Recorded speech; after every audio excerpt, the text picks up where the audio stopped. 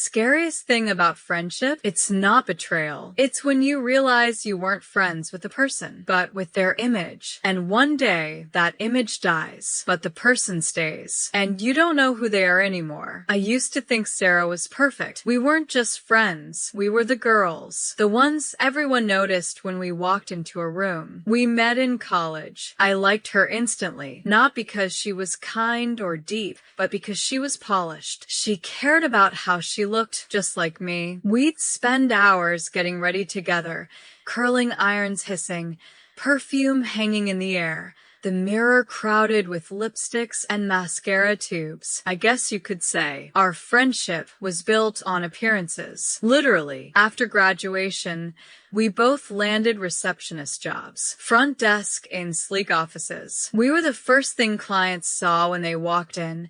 The smiles, the perfume, the perfect nails tapping against the desk. It felt powerful. We soaked in the attention. And on Friday nights, we hit the bars. The smell of cheap beer mixed with expensive cologne, bass thumping in our chests, men buying us drinks just to keep talking to us. We'd laugh, clink glasses, whisper judgments about other girls' outfits. One night at a company party, Tom, a shy guy from work, came up to Sarah. He was stammering, barely looking her in the eye. I smiled and said, "Careful, she bites." It was the kind of thing we always said. Except this time, Sarah's smile vanished. "Maya, maybe that's enough," she said sharply. Then, to him, "Don't pay attention to her stupid jokes." It was like a slap in the face. I blinked, confused. "Are you serious?" "We've always joked like that." I laughed nervously. "Well, I like him. And you're acting like an idiot." Her words hit harder than I expected. The rest of the night, we didn't speak. Music played, people laughed, glasses clinked. But between us,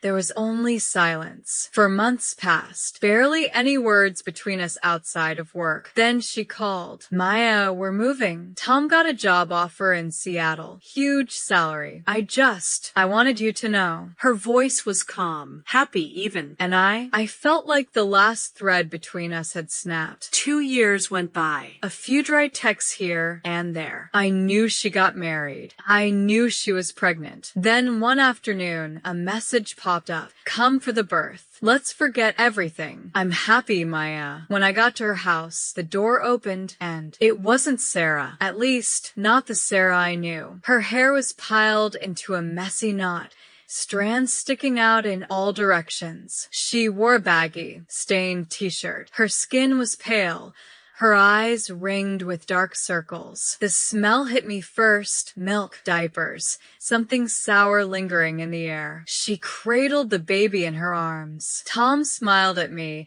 as if everything was perfectly normal. Inside, the coffee table was cluttered with baby bottles, laundry piled on the couch, a faint TV cartoon playing in the background. I sat down, trying to hide my shock. Inner voice, "This isn't her. This isn't the woman I used to run the city with. This isn't the friend I danced with on rooftops." We talked, or rather, she talked about feedings, diapers, nap schedules. I nodded, smiling tightly, feeling like I was visiting a stranger. Finally, I blurted it out. "Sarah, you need to pull yourself together. I don't understand how Tom doesn't see it. You've turned into." I stopped, but she already knew. Her lips trembled. "A monster?" she asked quietly. Then, looking straight at me, "Maya, maybe the monster is you." That's when I realized I was never friends with Sarah. I was friends with the image she kept alive for all of us.